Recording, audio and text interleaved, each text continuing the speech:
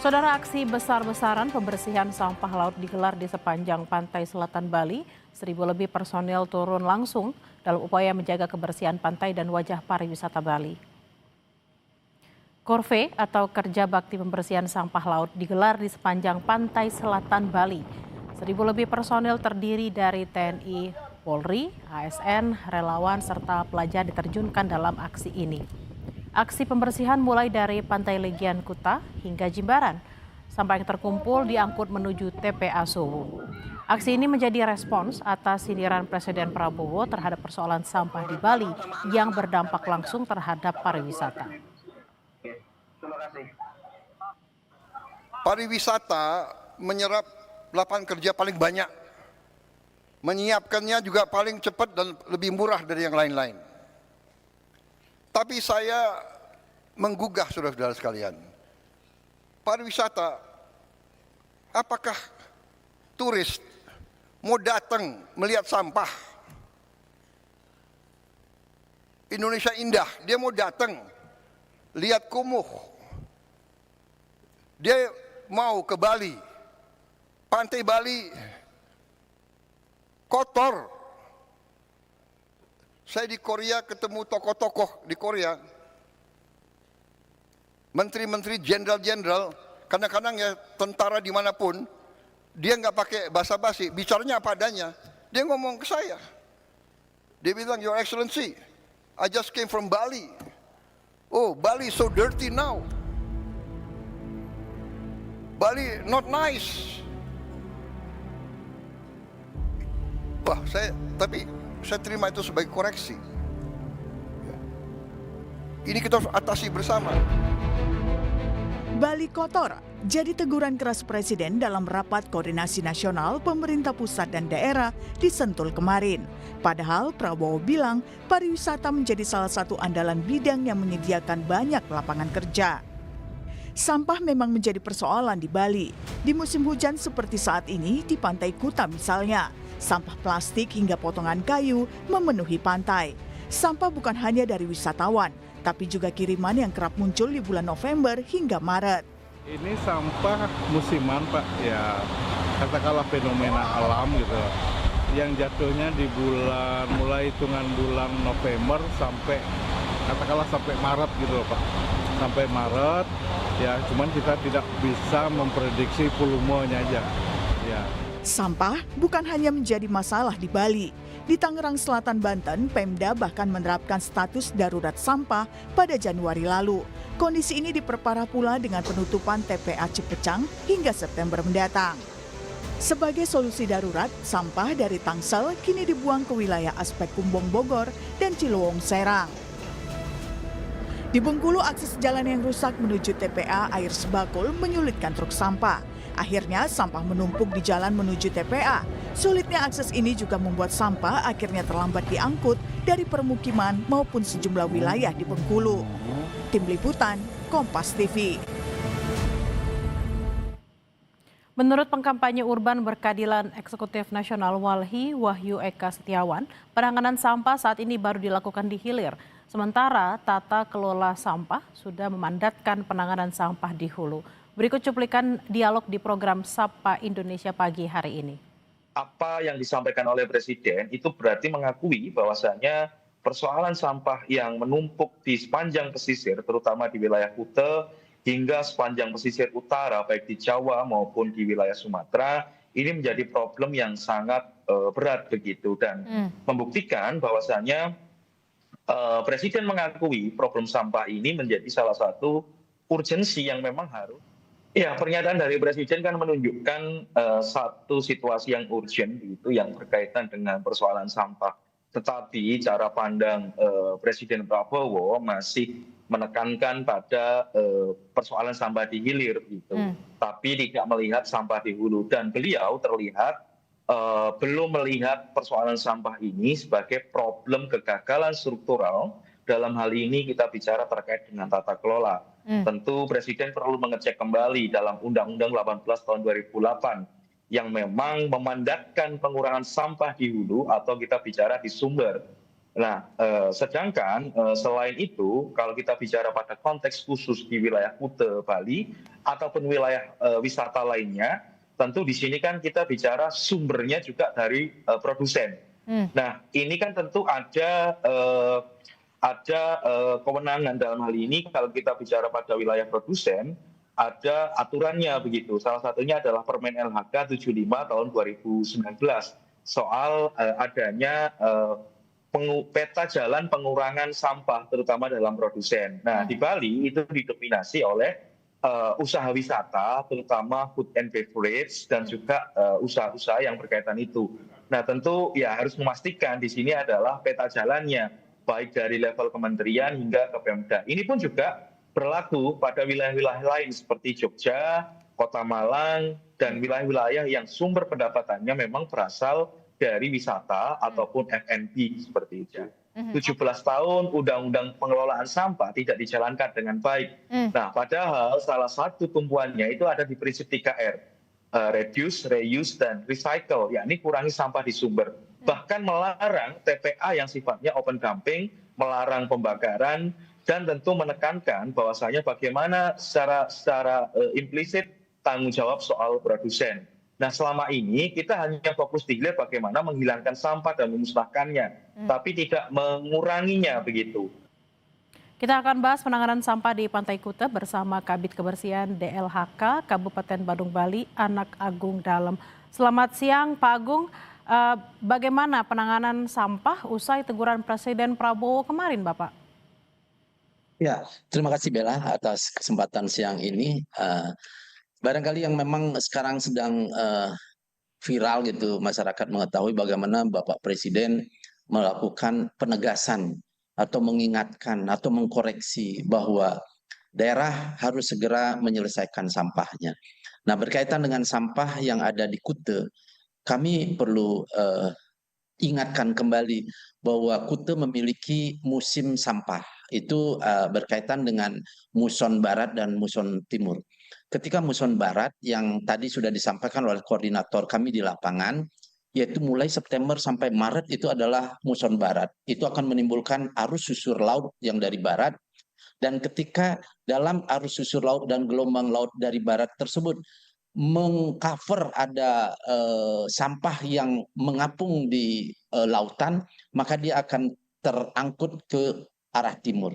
Kebetulan Kute berada di sisi barat Kabupaten Badung dan kemudian dia merupakan cerukan karena adanya landasan pacu pesawat Bandara Ngurah Rai, dan di bawahnya lagi adalah ada ceruk yang akibat dari Pura Uluwatu menjorok ke tengah.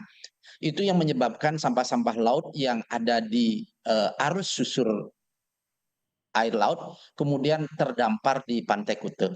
Ini adalah musiman yang tiap tahun akan berulang. Begitu juga ketika susur laut timur pada muson timur itu akan mengangkut sampah-sampah dari Indonesia Timur. Itu biasanya adalah gagang laut. Beda dengan yang dari barat. Dari barat dia melalui Pulau Jawa, Pulau Sumatera tentu merupakan daerah padat penghasil sampah yang pada daerah-daerah tertentu seperti tadi disebutkan bahwa di hulu masih belum optimal, mungkin dibuang ke saluran, ke sungai, kemudian dia hanyut ke samudra, samudra kemudian terangkut ke Pantai Kute. Itu yang merupakan musiman yang sebenarnya kami sudah tanggulangi, sudah tangani secara berkelanjutan. Itu kita lakukan dengan kerjasama dengan NGO, dengan siswa-siswa, bahkan yang terakhir ini selama 2 tahun ini dengan TNI. Nah, terima kasih kepada Bapak Presiden yang sudah menekankan kembali bahwa ini merupakan masalah kita bersama, sehingga secara nasional kemungkinan ini akan menjadi suatu hal merupakan batu loncatan untuk kita melakukan integrasi kembali, penguatan integrasi untuk menangani sampah laut dengan instansi-instansi.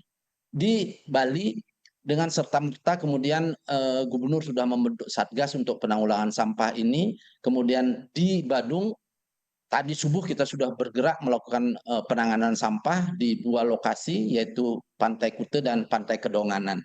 Itu ada 1.000 orang di Kute, ada 500 orang di Kedonganan untuk bisa segera membersihkan sampah-sampah yang masih ada di Pantai Kute. Demikian mungkin untuk diketahui. Pak Agung, kalau tadi kan memang ada faktor juga dari musim seperti itu ya, juga mungkin ada sampah-sampah yang dibuang sembarangan, kemudian masuk ke sungai dan kemudian terbawa ke laut.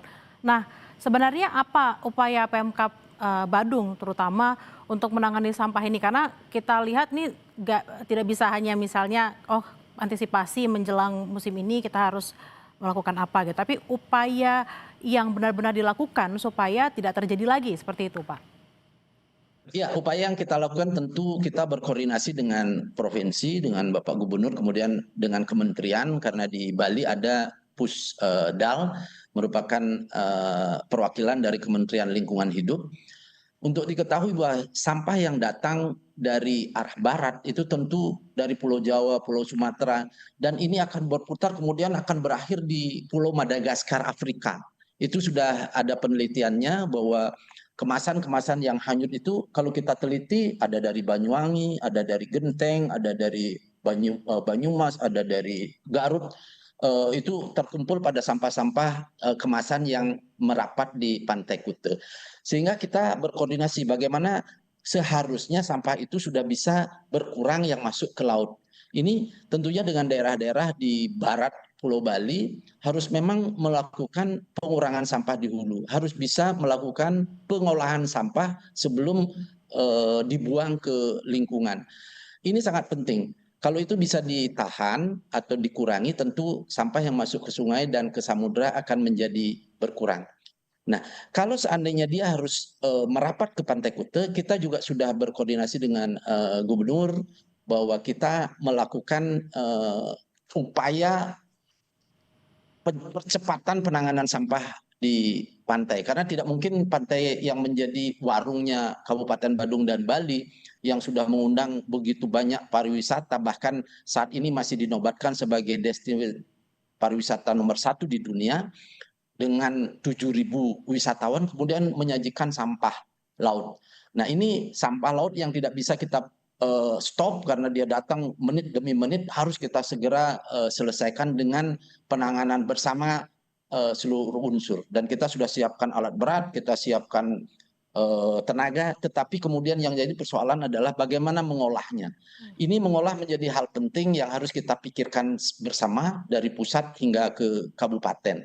Karena untuk TPA Suwung yang sekarang overload, sebenarnya adalah untuk menampung residu sampah rumah tangga atau sampah sejenis sampah rumah tangga. Tentu tidak peruntukan untuk sampah laut. Nah, sampah laut ini harus kita bisa buat pengolahan yang bisa menjadikan dia sesuatu yang bernilai. Saat ini kita secara bertahap juga memang melakukan pemilahan sampah tersebut. Yang anorganik tentunya kita bawa ke TPA, atau yang bernilai akan diambil oleh NGO untuk bisa dimanfaatkan. Tetapi kemudian kayu-kayu gelondongan yang banyak jumlahnya, dan sekarang ini sekitar 3.000 ton sudah kita kumpulkan dan kita angkut, kita bawa ke pusat daur ulang kami di Menguitani. Di sana kami cacah dengan mesin cacah, kemudian menjadi serbuk. Setelah jadi serbuk, bisa kita manfaatkan untuk kompos, untuk urugan, untuk material-material yang lain. Jadi ini memang masih sulit, sehingga perlu campur tangan barangkali secara nasional bagaimana membuat pengolah sampah laut sehingga dia tidak harus dibuang ke TPA. Demikian. Pak Agung, lalu ke depannya apa yang mau dilakukan supaya tidak terjadi lagi nih penumpukan sampah, baik karena musim tadi ataupun juga masyarakat yang belum teredukasi secara sempurna bagaimana memilah sampah, supaya teguran Presiden ini juga tidak terjadi kembali. Apa yang mau dilakukan, Bapak? Ya, kunci yang paling penting harus kita lakukan adalah berkurang menghasilkan sampah. Jadi ayo kita masyarakat Indonesia dimanapun berada, jangan sampai banyak kita membuat barang-barang atau membawa barang yang kemudian terbuang menjadi sampah. Kalau sebagian besar masyarakat bisa mengurangi timbulan sampah itu, kita sudah mendapatkan poin yang besar dalam pengelolaan sampah. Tapi ketika harus ada sampah, ayo kita kelola. Yang paling utama adalah harus kita pilah. Ketika sudah dipilah menjadi organik, senyatanya organik itu dengan sendirinya akan menjadi kompos kalau kita sudah pilah dengan baik, kemudian kita tempatkan pada komposter atau tebu modern yang sekarang dibuat di Bali secara sistematis. Kemudian anorganiknya itu bernilai, ada kardus, ada surat kabar, ada plastik, itu sudah pasti ada bank sampah yang akan ngambil. Hanya 15% residu yang hanya kita harus bawa ke TPA dan tidak harus dibuang ke sungai. Kalau itu kita lakukan secara masif oleh masyarakat Indonesia, tentu akan berkurang sampah yang dibuang ke lingkungan, ke sungai, ke samudra, dan kemudian akan berkurang sampah yang merapat di objek-objek pantai pariwisata kita. Itu yang harus kita kampanyekan secara terus-menerus. Begitu, Bella. Baik, memang yang paling penting adalah bagaimana masyarakat secara umum bisa memilah sampah seperti yang tadi Bapak sampaikan, mana sampah yang organik dan juga mana sampah yang anorganik supaya tidak lagi terjadi penumpukan, terutama daerah-daerah wisata, karena wisata dan juga wisata ini sangat penting sekali untuk Indonesia. Terima kasih atas perbincangannya siang hari ini, Anak Agung Dalem, Kabid Kebersihan DLHK, Kabupaten Badung, Bali. Selamat beraktivitas kembali Bapak, terima kasih. Terima kasih, Bella. Salam Indonesia untuk semua masyarakat Indonesia. Baik, terima kasih Bapak. Informasi usai jeda, Saudara, petani di Karawang, Jawa Barat alami kerugian akibat gagal panen setelah sawahnya terendam banjir. Untuk